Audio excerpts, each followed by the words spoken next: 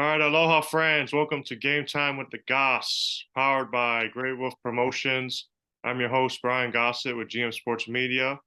And today's guest is the one and only, the Chocolate Bear, Kenny Matthews from Friday Night Glory. Um, good to see you, buddy. What's happening? Tuning What's in. happening, buddy? Awesome. Well, we're in the third week now of the softball playoffs, regional quarterfinals, and I really feel like this is where you get those heavyweight matchups. A lot of district champ versus district champ showdowns, and we got some good ones, and we'll get through as many as possible. But uh, let's kind of Nitty uh, gritty. let's kind of start with, um, of course, the regional quarterfinals start on Wednesday, and we got a good one, a one gamer with Geyer and Marcus. They'll be playing at Flower Mountain High School and we'll both be out there. But you never know what the one game series. What's kind of your thoughts there? And is Geyer still the favorite? Well, you gotta you kind of like gotta like it if you win this game, because you get a little time off. But it also kind of prepares you for what state is. That's a one game deal. And I think that you get in that habit of playing two out of three, two out of three. Then when you get to Austin, it's like, hey, it's do or die right now. So now you're just doing a do or die game in week three of the playoffs, and I mean, Marcus is a team I think we talked about last week. We kind of slept on this year a little bit. We kind of underestimated how good they were. They got rolling. I believe they won 14 games in a row. So they're obviously playing their best softball right now. I got to watch them last week, a couple of weeks ago against Prosper, and Chloe's pitching really extremely well. I mean, Emily Saunders is pounding the softball. Avery Rich is at the top of that order, is getting on base like crazy. So I mean, they've got a lot of weapons over there, Flower Mound Markets, and I think this will be Geyer's, toughest match that they've had to date. But hey, I have to give credit. Let me go back a little bit to last week for Geyer. Um, you know, I thought Arlington Martin really gave them some fits against Geyer last week. The Scott kid pitched really extremely well against Geyer, kind of kept them off balance offensively. I know it was a 3-0 game on Friday, but there wasn't a whole lot of boom, boom, boom hits in that game. So I mean, I still think Geyer is the favorite in here, but man, I wouldn't be surprised at all if Marcus beats Geyer on a one game set. I wouldn't call it an upset either because I mean I just think that Marcus is probably playing the best softball in the area right now. I don't know if you can really say it's an upset. Both won their district. As you mentioned, Chloe Poteet, the pitcher, has been brilliant among the leaders in DFW and strikeouts. Right. I'm looking at a lot of these matchups, and I can't really find one where you have an ace versus an ace. A lot of them are ace versus pitching rotation. And Right. I know Marcus, has more than just Chloe, but I know Chloe goes most Sure. games. And then on the other side, you look at Geyer and, typically go with Finley Montgomery, but they also have Jenny Robelo. Um, so I don't know really who has the advantage here, but like you said, playing against Martin, where martin they expected to, or at least we expected them to kind of win bigger games, but maybe that was a good test for them. And then Sure. Marcus is just as a hot hand now. So I don't know. I can't really say who has the advantage here, but um, I'm excited for it. Won't they be district foes next year? I think so. I'd have to look Yeah. back, but So I was thinking we got a prelim the district next year. but so then going down 6A, got 4 6A matchups. All four teams still in it. Keller's taking on Eaton, and Timber Creek's taking on Salt Lake Carroll. By now, I'm sure a lot of you know about the Keller softball story. Good to see them, yes. continuing and facing that adversity. And then, Eaton also kind of as hot as anyone else, finishing Yes. fourth in district. Kind of had to limp in there the last week or so, and now they're here in round three. So kudos to head coach Brittany Barnhill. But Keller swept that season series, and then South Lake swept Timber Creek, but also Timber Creek also playing some of their best ball as well. So you just never know with district matchups like that. No, kudos to that district. I mean, to have all four teams going into the third round from that district. I mean, doesn't happen often. It tells you about the balance in that district there too. And like you said, I mean, Eden scratched and crawled, just to get into the playoffs. And I think that's why you always say, just get in. It's about just getting in, because once you're there, you wipe away all the warts from the regular season and you start all over fresh again. And I mean, goodness, I mean, Eden, I mean, they took care of business out west last week. I mean, it wasn't, there weren't close games out there last week. So you got to like your focus to be able to do that, considering what you had last week with the travel, getting out there with the rain and everything that was going on last week to get out there, having the distractions of your bags being stolen and everything, basically getting your heart ripped out. You lost all your personal items. Kudos to the Apple tag. I mean, goodness, Yeah. that is awesome that you're able to find it because of the Apple tag. Yeah, that is so awesome. The technology gets all that equipment back. And it's one thing here. We talked a little bit about how Sadie's been playing extremely well for Keller here. She's kind of been putting the team on her back. Going to have another strong effort again this week. I think now, if you're relying on one pitcher to kind of get you through all this, they're going to have to reach down deep to try to get you through that, because I think you're going to have a lot of 3-game sets as opposed to maybe just the 2-game sets that we saw last week, which does tax the arm. So, but I'm really looking forward to it. I mean, think about this South Lake Carroll team, very young team, getting some valuable experience getting to the third round this year. I mean, Coach Stewie's going to be, he's got to be elated now thinking he's getting this young crew of girls to play in these games now, because I think they're going to be extremely good next year. And maybe the following year might be the year that they kind of break through. But we don't want to get too ahead there. But I think that, like you said, that district it's been fun to watch. So those games this weekend should be really, really competitive.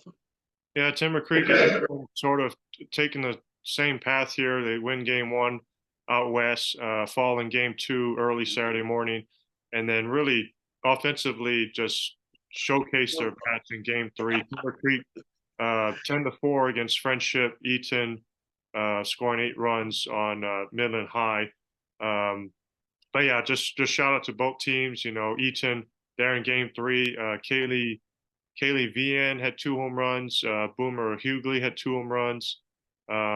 Excellent job by the pitching rotation. And then, Timber Creek putting on the offense. Taylor Sherrill has been great in the circle for them. So, yeah, fun matchup there. 4-6As, I believe, just 1 or 2 in DFW to have all 4 teams. The other one is 11 4As. So, congrats to those coaches. Going down to Plano West. I mean, Plano West and Hebron. I would probably say also 2 surprise teams. I mean, the way Plano West had started, it looked like they were going to run through that district, and then they took some bumps, lost, a few games in a row. I believe they lost 5 or 6 down the stretch, if I'm not correct. I know they lost at least 5 in a row down there. I mean, and down the stretch, and to the aforementioned Hebron, they lost, a 2-0 game. Yeah. So another district matchup here, 6-6A. Plano West finishing 3rd, Hebron 2nd. But these last 2 weeks for Plano West have been amazing. I mean, they're taking on Allen, South Grand Prairie, 2 of the top teams in the area. And game 3, Kara Cleaves, their pitcher, game 3, they she shuts out Allen and shuts out SGP to advance. So I mean, this team, like the Marcuses, like the Eatons, they're playing some of their best ball right now. Yeah, and I mean, you get a familiar foe. I mean, they know Hebron just as well as Hebron knows Plano West. I did a game a few weeks ago there. We'll put Hebron 1-2-0. I think the wild card here is Lucy Crowder. I think she's the most experienced one out of this bunch here, and the way she's on the rubber, what she's doing there. But man, her bat, she's getting clutch hits for that Hebron lineup in the middle of that lineup too. So she's helping her cause with that stick too. But I mean, it's just, I think both of these teams, and I hate to kind of bail out on this, they're pretty even. Are evenly matched. You don't look at this roster and say they're much better than this roster. I mean, the team pitching aspect the Plano West has had down the stretch, I mean, it's kind of helped them a little bit here, putting in multiple pitchers. If I had to go with a slight lean, I said maybe Hebron by a hair, but this is a this game to me is a coin flip. Yeah, I'd go with Plano West just because of their path so far. I think they played a much tougher playoff schedule than Hebron. You know, last week Hebron just a 1 game series, but having Plano West going through, you know, God, 2 game threes the last 2 weeks against Allen and SGP and coming out on top is says a lot. But should be a lot of momentum and motivation for Plano West. But also at the same time, are they does fatigue set in? Are they getting worn out? How much more can they do this? yeah, but don't you think it helps that you played your game three on Saturday? You probably didn't do anything on Sunday. You probably had a light practice on Monday. I mean, you're probably itching to start playing by Tuesday because they're so used to playing Tuesday, Right. Friday, Yeah. for so long. I think that this kind of helps in a way a little bit because I think you're kind of recharged, a little bit. Um, you know, that's just my point of view on that because I was just thinking, man, it's almost 5 days in between games. That's almost too much for me. It's almost too much time off where you could lose some of your sharpness. Especially if you're a pitcher. I mean, I don't know how hard you go. Monday, Tuesday, Wednesday in practice. To be ready for your game on Thursday. But yeah, I mean, you can argue both sides of it. That's for sure. 6A Region 2, you got Mansfield Legacy taking on Waco Midway. Again, 2 district champs from the regular season. Legacy beating Royce City in 3 games. And, big shout out to their pitcher, Natalie Morneau. I mean, the numbers she put up, game 1, they lose in 12 innings, but she pitches all 12. She faces 51 batters, 26 strikeouts. She throws like 210 pitches. Uh, game two, game two, she pitched a little bit. They won. Game 3, she pitched a complete game. So she had, I think, 42 strikeouts in 20 innings, and she pitched a little over 300 pitches. Also had a home run.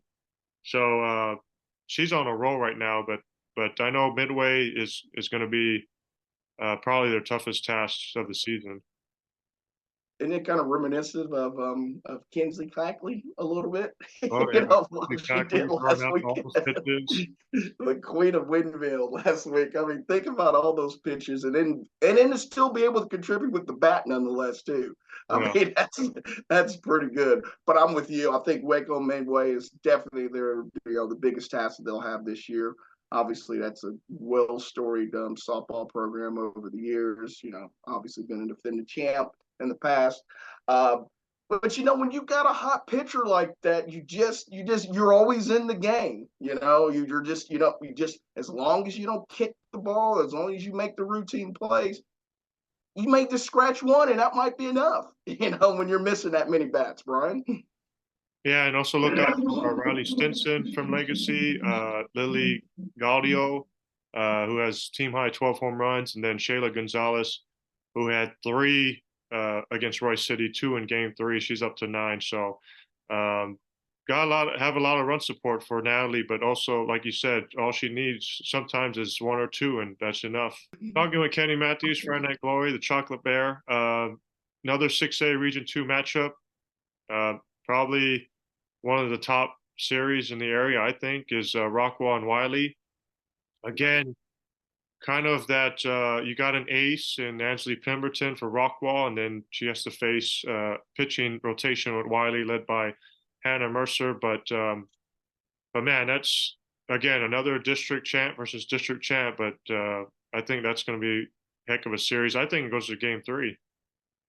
And it's 2 perennial playoff teams that make deep runs every year. I think we said something about this a month ago about Wylie being kind of the underappreciated, perennial power here.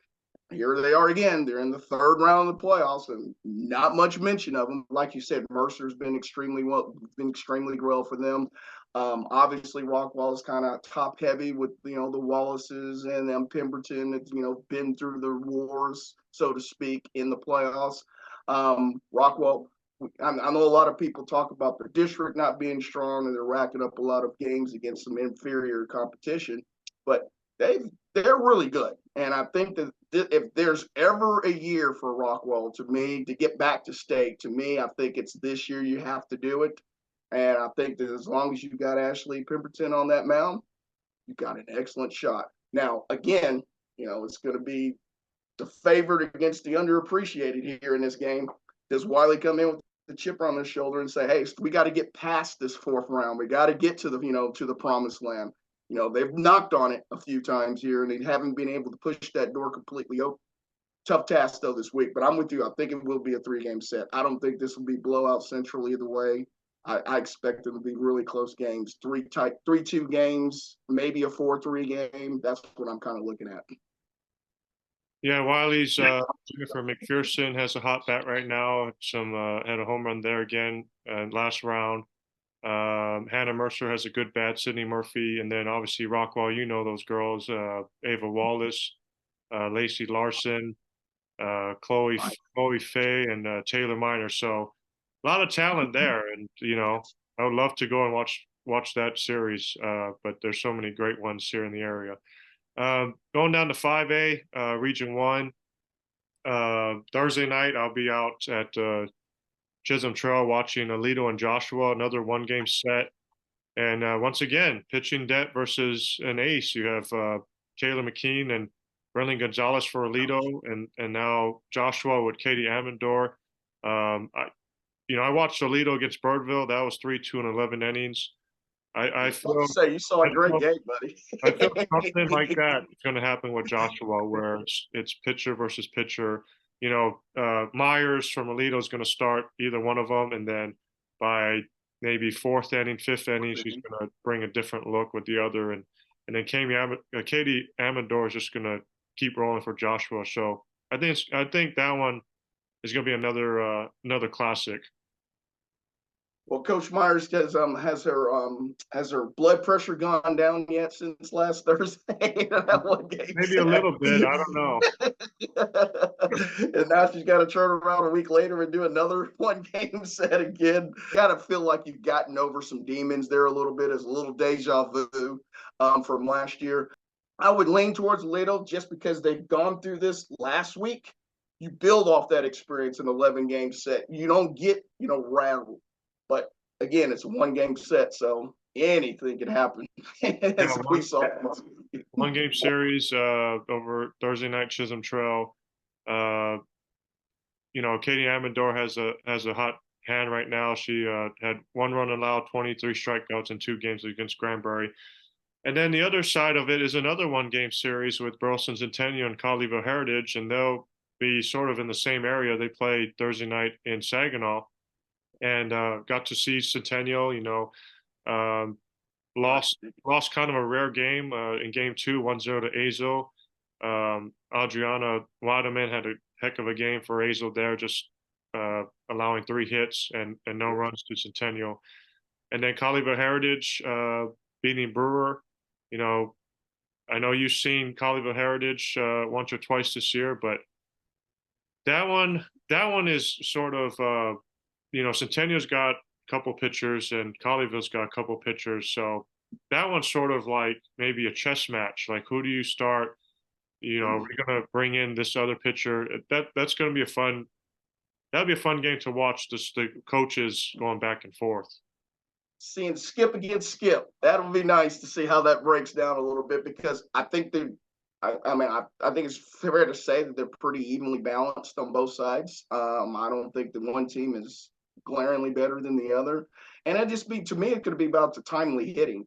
I always think, though, when you're playing against a team that's just kind of your equal, you need to get off to a fast start. That builds confidence. You always see if the team, that's about equal, if they go down 2 or 3 runs, they start trying to do too much. They try to make the 4-run home run. We want them to stay within themselves.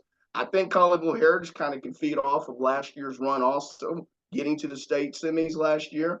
I know they lost a lot from that team, but they still have some leftovers from that. And anytime that you got McConnell on the mound for them, I think you've got a great shot. So I'm going to lean towards Heritage just on their DNA from last year and McConnell. But believe me, that's going to be a war. And it wouldn't surprise me if that doesn't, that wouldn't surprise me at all if that's a one-run game, 1-0, 2-1, 3-2. I don't expect it to be more than 3-2.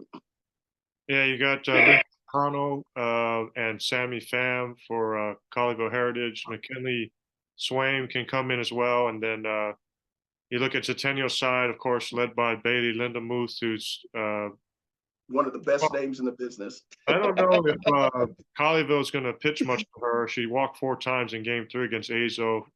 She's the best hitter. But Ava Ellis, just a freshman, she can come in and produce as well. So, Coach Kirkpatrick with Centennial and Coach Conway with Colleyville, chess match. It's Pawn chess versus match. pawn. Who's going to get that checkmate there at the end? And if they're going to play small ball early, that wouldn't surprise me. It wouldn't surprise me to try to or put runners in motion to kind of make some chaos on the base pass. That wouldn't surprise me at all. I would think that you would do that. Talking with Kenny Matthews, Friday Night Glory. I mean, dude, I'm the most excited for 5A Region 2. This is stacked. I mean, we got 4 teams, all 4 district champs.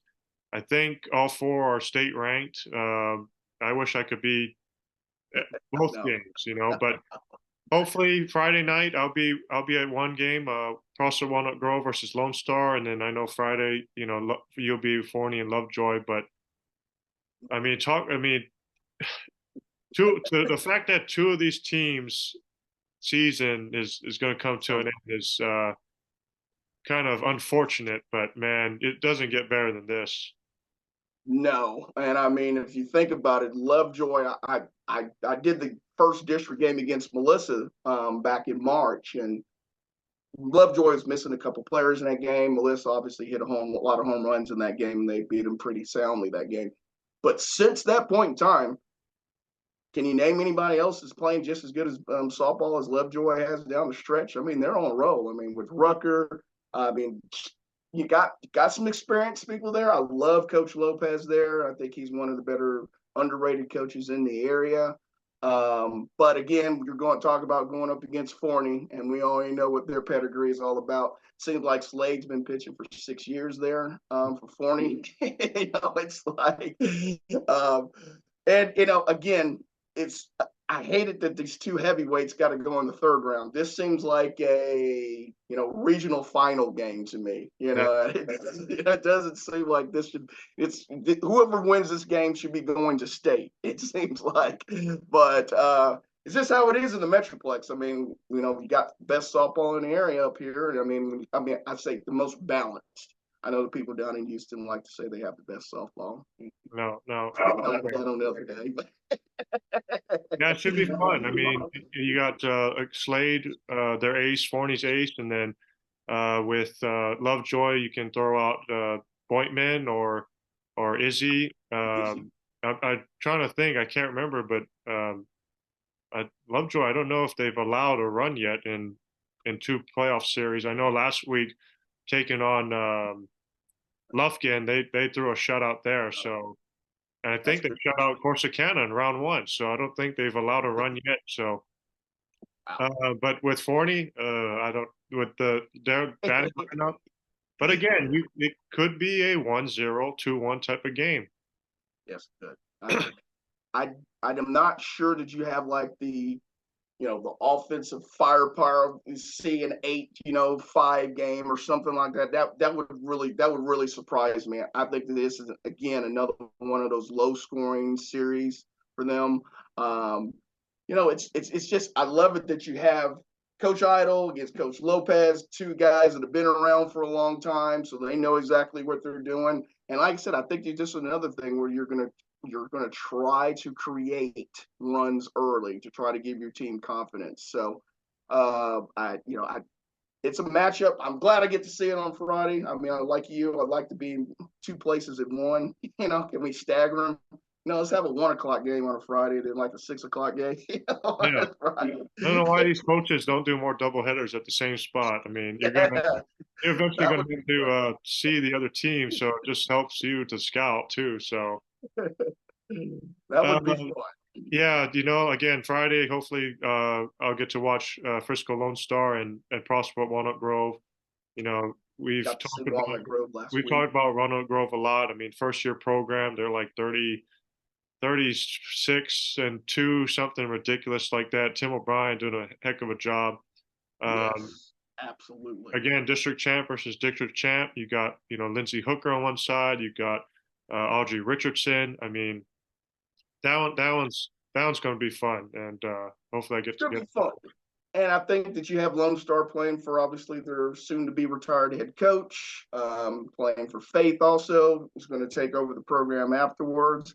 Kaylee James, she was 4 for 4 last week against West. Now that was West Mesquite. I know that I'm not demeaning West Mesquite here, but there wasn't the level of competition that Walnut Grove had been I playing mean, before. both teams are in the same situation. That Yeah.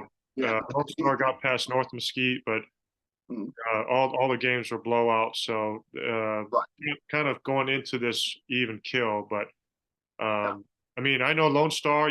They went all the way to the fifth round last year. Obviously, Walnut Grove, new program, but a lot of those girls, have been on teams that have gone on deep playoff runs. And then obviously, Coach O'Brien with Frisco Heritage last year going to state. So, but right now, I mean, just kind of the way Walnut Grove has been all year, I give the slight edge to them.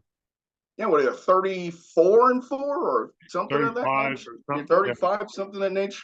I mean, Ella Ballarge at third base. I mean, she's a great player. I mean, obviously, you got Lindsay Hooker, who's a leadoff batter. She pitched like nails last week.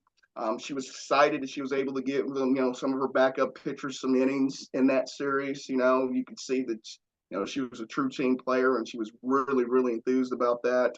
Um, You and got it very much, Evie Bobbitt yeah, from Walnut Grove. I mean, Bob, yeah. yeah. As you look at that Prosper Rock Hill year, their first year, and this one, and it's very eerie. And you have Prosper Rock Hill girls that are on Walnut Grove's team. So, it's just it's. But again, it's going up against Richardson. I think that Smith, Kyrie Smith. I mean, I think going up against that kind of a veteran team, it's going to be really interesting to see how that goes up against them because it seems like Walnut Grove, nothing gets to them. It's like, okay, yeah, we're young, we're first year school, but so what? We'll just go out and win. So when does the pressure mount? When does that actually happen? You don't know when, but hey, you got a pretty good roster to still try to beat Frisco Lone Star this week. Yeah, again, Lone Star Richardson, and we can't forget Brooke Wooten, who's one of the top catchers in the area. Emma Proshka is college commit. She's got a good bat, so should be a fun series. And then they're not in the area, but we can't forget about Melissa, uh, another district champ. They were called district champs with Lovejoy, but they're taking on Kingwood Park and I told Coach Crabtree, I congratulated her. Hey, you finally won a flip because it's a 3-game set. They're so used to this one game, one game playoffs, and they got three game set there after beating Huntsville in area. Huntsville was, I believe, another top 20 type team. Um, but like they've done all year, they hit the long ball. I think they had 3 home runs total. Kenny Bradley had 2, which I think now she has 20. So I think she's taken over the lead in DFW and has tied the great Sammy Hood from a couple years ago at Allen with 20. So now you got a 3-game set. That just means more home runs. But Kingwood Park's very good team. They had to come back to beat Sherman to advance. And if you're Crabtree, you got to kind of like being able to play 3 games. I'm sure playing 1 game and then having 6 practice days or days off in between games. You hate just practicing against yourselves. You seem like you got to be itchy. So at least now In a perfect world, she wouldn't admit this. Maybe playing 3 games with a little pressure for Melissa would do them well going forward a little bit, because you really don't want to have 2 blowout wins here either. I think you want to get some of these where the pressure pitches are squeezing the bat a little bit tighter than you normally would. You want Star to have to maybe go out, have the bases loaded with 1 out, and have to come up with a strikeout. Things of this nature that you kind of play ahead that you want to go through in your scenarios. It's just hard to practice that in practice. It really is. You got Alex Carr, Michigan State commit, is the ace for Melissa, but also they can throw the freshman Elise Mays, and then obviously I think they're nearing 100 home runs on the year. I mean, you got Kenny Browley, Kagan Crabtree, freshman Lulu Adrian, you got Shug Bradford. I mean, Wheeler Gonzalez. I mean, the whole lineup. It's like I think. Yeah, it's ridiculous what they've been doing. I don't know what's going on there, Melissa, but it's been fun to watch. I would like to know. Well, I'd like to know in practice how many balls are in those fields beyond the fence. How many how many balls are on the roof of the field house, or how many balls do they have to go and We buy? haven't even mentioned Needham. I mean, we didn't even mention Needham, Needham either. sorry. There's just so many that you forget some of these girls. I'm glad I did actually. I remembered you though this time. Yes, it's like it's most stat. It's the longest lineup in the state of Texas to me. I've never seen a lineup this deep, this good before. Because now it's like, you want to walk. I mean, you can't walk anyone because the next batter's gonna bring her in or hit the long ball. Is it a little reminiscent of the Alito lineup of 2012, maybe? I mean, 2022, where they had about, 7, 8, where you were like, you know what? You make a mistake here, Texas Ray's going to hit 1 out. You make a mistake here. Yeah. It kind of reminds me a little of that, but it may even be longer than that lineup. Like I said, I haven't. It might be. I think it is. I mean, that's a good comparison. I kind of thought about maybe 2018 Forney.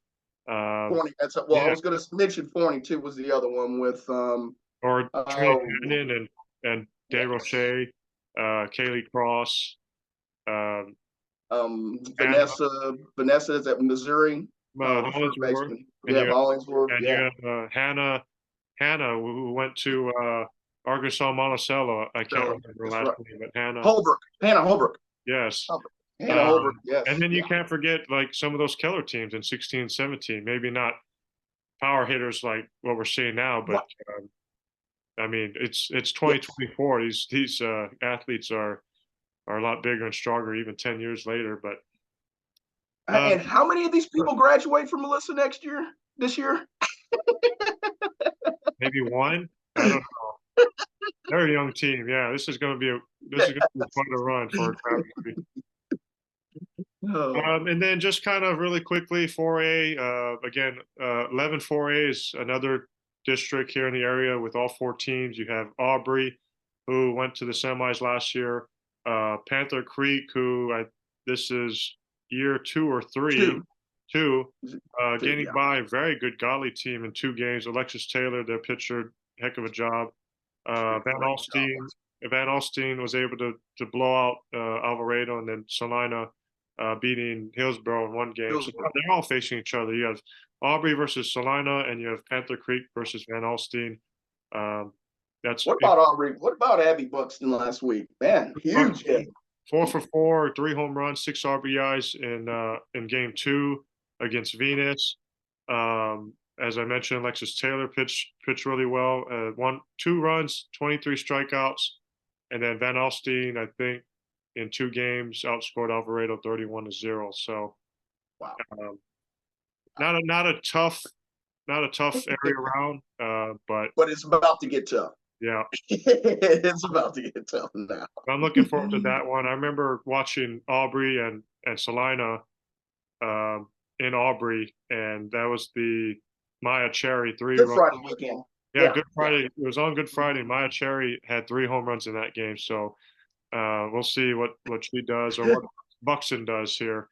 against Salina. I know Salina Aubrey is a 1-game series, and I believe Panther Creek and Van Alstyne is 3 games. I think at Frisco Emerson.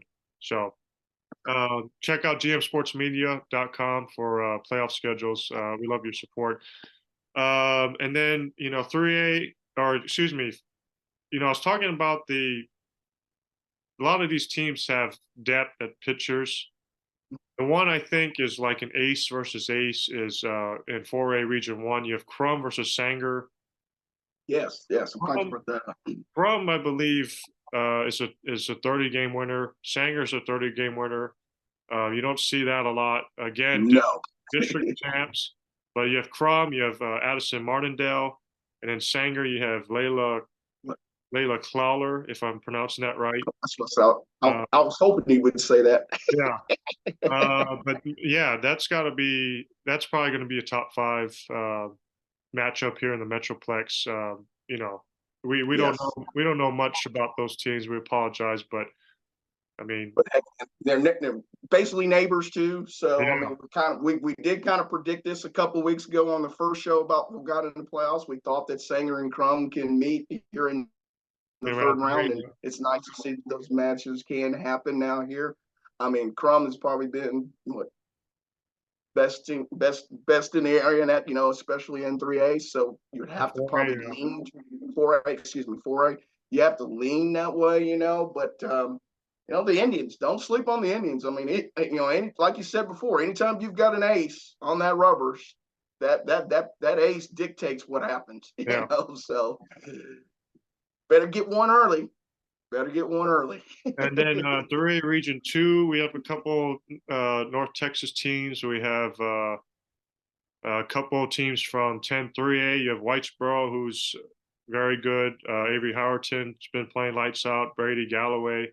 And then you have SNS, the SNS Rams. Got a shout out to Bam Mowry. She's Hayden Mowry's her name, but her nickname's Bam. Love the nickname. But I love that.